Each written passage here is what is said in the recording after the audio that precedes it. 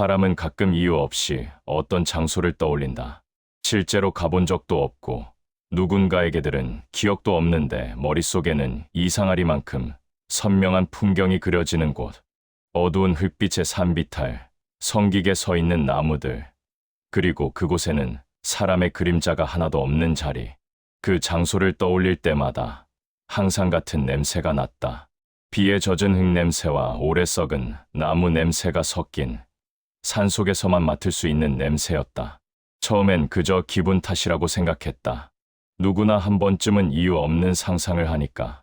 하지만 그 냄새를 나만 느끼는 게 아니라는 걸 알게 된 건 한 통의 전화 때문이었다.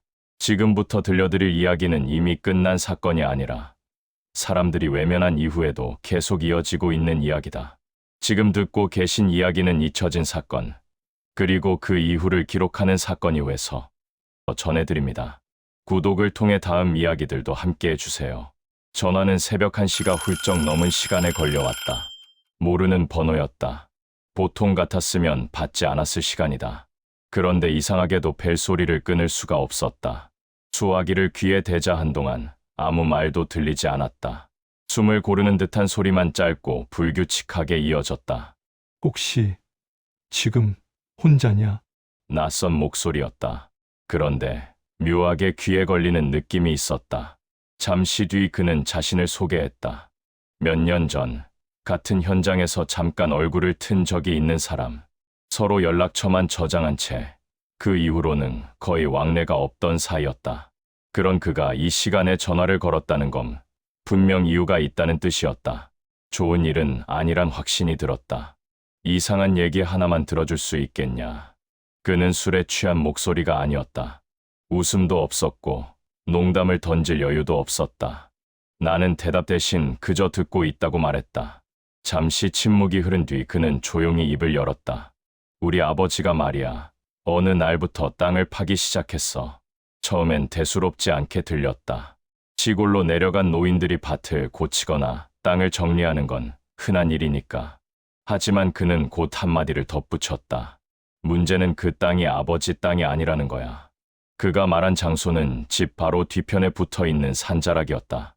마을 소유도 아니고 누가 관리하는지도 모르는 애매한 임야. 아버지는 매일 같은 시간, 같은 자리만 파고 있었다. 비가 오든 몸이 아프든 단 한 번도 거르지 않았다. 가족들이 이유를 물으면 아버지는 늘 비슷한 말만 반복했다고 한다. 거기 내가 대신해야 할 게 있어. 무엇을 대신한다는 건지, 왜 하필 그 자리인지 아무 설명도 없었다. 그 이야기를 듣는 순간 이상하게도 내 머릿속에 그 산비탈이 다시 떠올랐다. 젖은 흙, 드러난 뿌리, 그리고 아무도 없어야 할 자리. 그때는 몰랐다. 그 이야기가 한 사람의 이상행동이 아니라 비어 있으면 안 되는 자리에 누군가가 대신 불려간 이야기의 시작이라는 걸. 그의 이야기는 아버지가 땅을 파기 시작한 이후부터 점점 이상한 방향으로 흘러갔다. 처음 한두 달 동안은 가족들도 그냥 참고 넘겼다고 했다. 시골에서는 노인들이 혼자만의 일과를 만드는 일이 그리 이상하지 않기 때문이다. 하지만 아버지는 점점 다른 사람처럼 변해갔다. 말수가 눈에 띄게 줄었고 식사 시간에도 자주 숟가락을 내려놓은 채 멍하니 허공을 바라봤다. 어머니가 말을 걸면 한 박자 늦게 반응하거나 아예 듣지 못한 것처럼 같은 질문을 다시 하기도 했다. 그보다 더 이상했던 건 아버지의 잠버릇이었다. 밤이 되면 거의 잠들지 못했다. 잠이 들더라도 금방 깨어났고 이불을 걷어차며 작게 중얼거렸다. 아직이야. 그 자리는 아니야. 조금만 더. 어머니는 처음엔 악몽이라고 생각했다. 하지만 아버지의 시선이 늘 같은 방향을 향하고 있다는 걸 알아차린 뒤로는 그 생각을 거둘 수밖에 없었다. 아버지는 집 안에 있어도 늘 창문 너머 집 뒤편 산자락 쪽을 보고 있었다. 어느 날 형님은 아버지를 따라 조용히 산 쪽으로 올라갔다. 멀찍이 떨어진 채 아버지를 지켜봤다. 아버지는 늘 파던 그 자리에 도착하자 삽을 내려놓고 잠시 가만히 서 있었다. 마치 누군가를 기다리는 것처럼. 그리고 혼잣말을 했다. 오늘은 아닌 것 같네. 그 말이 끝나자 아버지는 아무 일도 없었다는 듯 삽을 들고 다시 집으로 내려왔다. 그날은 땅을 한 번도 파지 않았다. 형님은 그제서야 마을 사람들에게 조심스럽게 물어보기 시작했다. 처음에는 다들 말을 아꼈다. 괜히 신경 쓰지 마라. 그쪽 산은 원래 그래. 하지만 몇 번 더 묻자 서로 다른 이야기들이 조금씩 흘러나왔다. 누군가는 그 산에 옛날 무덤이 많았다고 했고, 누군가는 전쟁통에 이름 없이 묻힌 사람들이 있었다고 말했다. 또 다른 사람은 그 자리를 가리키며 이렇게 말했다. 거긴 사람들이 일부러 안 가는 데야. 이유를 묻자 그는 잠시 망설이다가 목소리를 낮췄다. 예전부터 밤에 거기 가면 자기 발자국 소리가 2개로 들린다는 말이 있었어. 형님은 그 이야기를 듣고 괜히 등골이 서늘해졌다고 했다. 하지만 결정적인 건 그 다음에 들은 말이었다. 마을에서 가장 오래 살았다는 노인이 그 산 이야기를 꺼냈다. 거긴 비어 있으면 안 되는 자리야. 그 노인은 그 이상은 말하지 않았다. 다만 이렇게 덧붙였다고 한다. 원래 있던 게 사라지면 사람이 대신 가게 돼. 그날 밤 아버지는 처음으로 집을 나가려 했다. 새벽 2시가 조금 넘은 시간이었다. 어머니가 인기척을 느끼고 방문을 열었을 때 아버지는 이미 신발을 신고 있었다. 손에는 삽이 들려 있었다. 어머니가 왜 나가냐고 묻자 아버지는 잠시 멈췄다. 그리고 아주 또렷하게 이렇게 말했다. 오늘은 부르는 날이야. 어머니는 그 말을 듣는 순간 이상하게도 아버지를 붙잡지 못했다고 했다. 마치 붙잡으면 안 되는 걸 본능적으로 느낀 것처럼. 그날 이후로 아버지는 더 자주, 더 오래 그 산자락에 머물렀다. 그리고 그 자리는 점점 더 깊어지고 있었다. 장마는 예고 없이 시작됐다. 며칠 동안 비가 쉬지 않고 내리자 집 뒤편 산자락의 흙은 점점 무거워졌고 아버지가 파던 자리에는 물이 고이기 시작했다. 가족들은 이제라도 그만두자고 말했다. 미끄럽기도 했고 무엇보다 아버지의 상태가 정상으로 보이지 않았기 때문이다. 하지만 아버지는 그 말을 듣지 않았다. 비가 와야 보이는 것도 있어. 그 말이 무슨 뜻인지 묻기도 전에 아버지는 다시 산으로 올라갔다. 그날 오후 형님은 집 뒤에서 이상한 소리를 들었다. 삽으로 흙을 찍는 소리가 아니라 딱딱한 것을 긁는 소리였다. 형님이 산자락으로 올라갔을 때 아버지는 비를 맞은 채 한자리에 서 있었다. 삽은 땅에 박힌 채였고 아버지는 그 앞에서 한참을 내려다보고 있었다. 형님이 가까이 다가가 땅을 들여다보자 흙 속에서 나무도 돌도 아닌 이질적인 물건 하나가 살짝 드러나 있었다. 금속이었다. 녹이 슬어 색을 정확히 구분할 수는 없었지만 둥글지도 각지지도 않은 애매한 형태였다. 형님이 그게 뭐냐고 묻자 아버지는 고개를 저었다. 이건 아직 아니야. 그날 이후로 아버지는 더 집요해졌다. 비가 쏟아지는 날에도 우비 하나 걸치고 산으로 올라갔다. 몸살이 나서 열이 오르는데도 삽을 놓지 않았다. 어머니는 결국 병원에 데려갔다.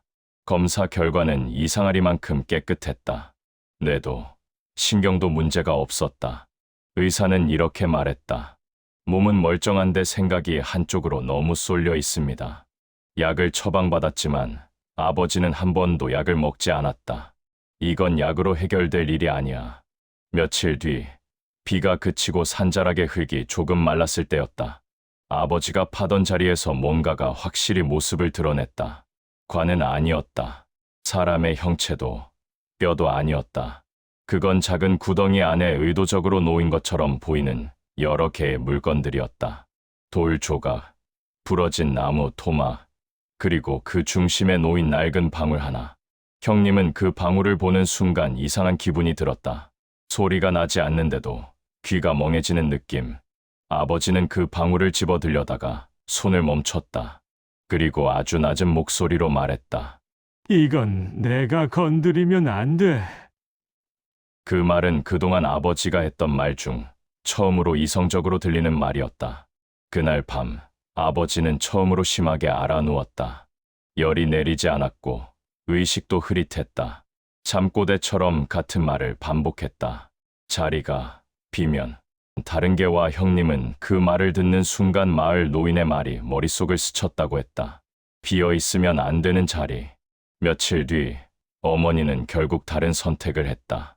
병원이 아니라 사람 일을 넘어선 걸 다룬다는 사람을 부르기로 한 것이다. 그 선택이 이 집안의 운명을 잠시 멈춰 세울지 아니면 완전히 다른 방향으로 밀어버릴지는 아무도 알지 못한 채로 무당이 도착한 건 아버지가 쓰러진 지 사흘째 되는 날 아침이었다. 그동안 아버지는 거의 깨어있지 못했다. 눈을 떠도 초점이 맞지 않았고 누군가 말을 걸면 한참 뒤에야 반응했다. 그런데도 이상한 점이 하나 있었다. 아버지는 자신이 있는 방과 집 뒤편 산자락 사이의 거리만큼은 정확히 인지하고 있는 것처럼 보였다. 아직 멀었어. 아무도 묻지 않았는데 아버지는 그 말을 반복했다. 무당은 집에 들어서자마자 신발을 벗은 채 잠시 가만히 서 있었다. 그리고 집 안을 둘러보지도 않은 채 곧바로 뒤쪽 창문으로 걸어갔다.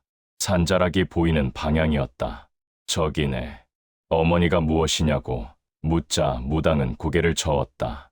묻힌 사람이 문제가 아니야. 그 말에 형님은 순간 등골이 서늘해졌다. 무당은 산자락 쪽을 향해 천천히 손을 들어 올렸다. 저 자리는 원래 사람이 들어가는 자리가 아니었어. 무당의 말에 따르면 그 산자락은 아주 오래전부터 막아두는 자리였다고 했다. 사람이 아니라 무언가를 대신 묻어 그 자리를 채워두는 곳. 그게 사람이 될 수도 있고 물건이 될 수도 있지만 중요한 건 자리가 비어있지 않아야 한다는 점이었다. 비어있으면 사람이 부름을 받아. 무당은 아버지를 보며 분명하게 말했다. 이분은 부름을 받은 거야. 형님은 그제서야 아버지가 왜 그 자리를 파고 있었는지 어렴풋이 이해했다고 했다. 아버지는 무언가를 꺼내려 한 게 아니라 확인하러 간 것이었다. 자리가 제대로 채워져 있는지. 그리고 그 확인이 끝났을 때 아버지는 이미 그 자리와 연결돼 버린 상태였다. 무당은 형님에게 그날 발견한 방울 이야기를 물었다. 방울을 가져왔다는 말에 무당의 표정이 잠시 굳었다. 그건 거기 있으면 안 되는 물건이야. 어머니는 당황해서 그 방울이 왜 문제냐고 물었다. 무당은 한숨을 내쉬며 말했다. 그건 자리를 표시하는 물건이지. 막는 물건이 아니야. 그걸 손대는 순간 자리는 열려. 그날 밤 의식이 시작됐다. 집 안의 불은 모두 꺼졌고 아버지는 방 한가운데 누워 있었다. 무당은 방울을 바닥에 내려놓고 낮은 목소리로 주문을 외우기 시작했다. 처음엔 그저 혼잣말처럼 들렸다. 하지만 시간이 지날수록 무당의 목소리는 점점 변해갔다. 거칠어지고 낮아지고 분명 다른 사람의 음색이 섞여 있었다. 왜 확인했어? 그건 내 역할이 아니었어. 무당의 입에서 나온 말은 아버지를 향한 것처럼 들렸지만 동시에 누군가에게 항의하는 것처럼도 들렸다. 무당은 의식 도중 갑자기 손을 멈췄다. 그리고 형님을 바라보며 이렇게 말했다. 완전히 다치진 않았어. 지금 막지 않으면 다음 사람이 또 불려와. 무당은 형님에게 아버지가 파던 자리로 다시 가야 한다고 말했다. 지금이 아니면 늦는다고 했다. 밤은 깊었고 비는 다시 내리기 시작했다.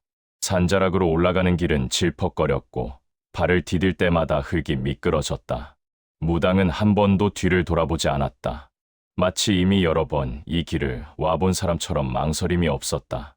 아버지가 파던 자리에 도착했을 때 구덩이는 이전보다 훨씬 깊어져 있었다. 사람 한 명이 충분히 들어갈 수 있을 만큼. 형님은 그걸 보는 순간 자기도 모르게 숨을 삼켰다. 무당은 구덩이 가장자리에 서서 잠시 눈을 감았다. 그리고 낮은 목소리로 말했다. 여긴 묻는 자리가 아니라 채우는 자리야. 무당은 방울을 꺼내 두 손으로 감싸 쥐었다. 그 방울은 아무 소리도 내지 않았지만 이상하게도 주변 공기가 조금씩 눌리는 느낌이 들었다. 무당은 구덩이 안을 향해 방울을 내려놓았다. 그 순간 형님은 자신의 귀 옆에서 작게 울리는 소리를 들었다. 실제로 소리가 난 건지 아니면 머릿속에서 들린 건지는 확신할 수 없었다. 무당은 흙을 한 사퍼 방울 위에 덮었다. 이건 돌려놓는 거야. 막는 게 아니라 원래 있던 상태로 되돌리는 거지. 의식은 그렇게 끝난 것처럼 보였다. 무당은 더 이상 주문을 외우지 않았고 구덩이는 흙으로 덮였다. 산자락은 조용했다. 바람도 벌레 소리도 잠시 멎은 것처럼 느껴졌다. 무당은 마지막으로 형님에게 말했다. 오늘로 이분은 벗어나 하지만 이 자리 자체가 사라진 건 아니야. 집으로 돌아왔을 때 아버지는 잠든 상태였다. 하지만 그날 밤 아버지는 처음으로 긴 숨을 내쉬며 깊게 잠들었다. 다음 날 아침 아버지는 눈을 떴다. 며칠 만의 일이었다. 어머니가 이름을 부르자 아버지는 고개를 돌려 또렷한 눈으로 어머니를 바라봤다. 집이 조용하네. 그 말은 그동안 아버지가 했던 말 중 가장 평범한 말이었다. 며칠 동안 아버지는 땅 이야기를 하지 않았다. 산자락을 보지도 않았다. 마치 그 자리가 기억에서 지워진 것처럼 가족들은 이제 모든 게 끝났다고 생각했다. 무당 역시 이 집은 괜찮다고 말했다. 하지만 형님은 이상한 점 하나를 놓치지 못했다. 아버지는 산을 보지 않았지만 밤마다 같은 방향으로 잠자리에 누웠다. 집 안에서 가장 산에 가까운 방향. 그리고 잠결에 아주 가끔 이런 말을 했다. 이번엔 잘 채워놨지. 시간은 아무 일도 없었다는 듯 흘러갔다. 아버지는 다시 바치를 했고 마을 사람들과도 간간히 말을 섞었다. 그 산자락 이야기는 집 안에서 완전히 사라졌다. 누구도 그날 밤을 다시 꺼내지 않았다. 마치 말로 꺼내는 순간 다시 시작될 것처럼. 그렇게 몇 년이 지나 아버지는 조용히 세상을 떠났다. 병원에서는 노안이라고 했다. 임종 직전 아버지는 특별한 말을 남기지 않았다. 다만 눈을 감기 전 형님의 손을 잠시 붙잡고 이렇게 말했다. 이제는 내가 안 가도 된다. 형님은 그 말의 의미를 그때는 이해하지 못했다. 장례를 마치고 49제가 끝난 뒤 집은 다시 조용해졌다. 어머니는 도시로 올라가기로 했고 집은 당분간 비워두기로 했다. 형님은 마지막으로 집을 정리하러 갔다가 우연히 마을 사람 한 명을 만났다. 그 사람은 형님을 보자 잠시 망설이다가 이렇게 물었다. 이제 그 자리는 괜찮은 거지? 형님이 무슨 말이냐고 묻자 그 사람은 더 묻지 않았다. 다만 산자락 쪽을 한번 보고 고개를 끄덕였을 뿐이었다. 문제는 그 다음 주였다. 형님에게 다시 전화가 왔다. 이번엔 마을 이장이었다. 요 며칠 산에 사람 그림자가 보인다. 밤마다 같은 자리에서 이장은 도굴꾼일 수도 있다며 확인해 보라고 했다. 형님은 그 말을 듣는 순간 심장이 내려앉는 느낌을 받았다고 했다. 형님은 혼자 산자락으로 올라갔다. 비슷한 시간, 비슷한 날씨. 아버지가 삽을 들고 오르던 그 시간대였다. 그 자리에 도착했을 때 구덩이는 다시 파여 있었다. 완전히 덮어두었던 흙이 분명히 누군가의 손을 거쳐 헤쳐진 흔적이었다. 그리고 그 자리에 서 있는 사람은 아버지가 아니었다. 그 사람은 형님보다 조금 더 젊어 보였다. 등을 보이고 서 있었고 말없이 땅을 내려다보고 있었다. 형님이 누구냐고 부르자 그 사람은 천천히 고개를 돌렸다. 얼굴은 분명 낯설었다. 하지만 눈을 마주친 순간 형님은 이상한 확신이 들었다. 아, 이 사람도 부름을 받은 거구나. 그 사람은 아무 말도 하지 않았다. 다만 형님을 한번 바라본 뒤 다시 땅을 내려다봤다. 그리고 아주 낮은 목소리로 이렇게 말했다. 이번엔 내 차례인가 봐요. 형님은 그 사람에게 더 묻지 않았다. 왜 왔는지, 누가 불렀는지, 무엇을 하러 왔는지 묻지 않아도 이미 알고 있었기 때문이다. 그 자리는 누군가가 반드시 서야 하는 자리였다. 형님은 아버지가 그랬던 것처럼 삽을 들었다. 그 사람은 말없이 물러섰다. 마치 자신의 차례가 아직 아니라는 걸 이미 알고 있는 것처럼. 형님은 구덩이를 다시 메웠다. 천천히, 아무 말 없이. 땅 위에 흙이 쌓일수록 가슴이 조금씩 가벼워지는 느낌이 들었다. 그날 이후 산자락에서는 사람 그림자가 보이지 않았다. 마을에서도 이야기는 완전히 사라졌다. 누군가 묻지 않는 한 아무도 꺼내지 않았다. 그리고 형님은 다시 그 산에 가지 않았다. 몇 년 뒤 형님은 나에게 이 이야기를 처음으로 꺼냈다. 술도 없이 아주 담담하게. 그 자리는 없애는 게 아니더라. 그냥 누가 대신 서 있느냐의 문제였어.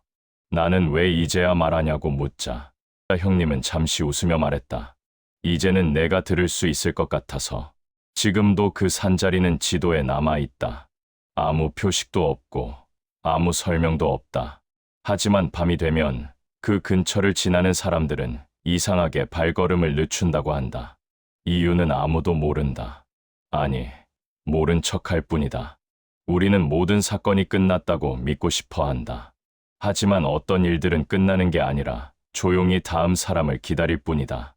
혹시 당신이 사는 곳 근처에도 이상하게 아무도 오래 머물지 않는 자리가 있다면 그곳은 비어 있는 게 아니라 아직 누군가 서지 않았을지도 모른다.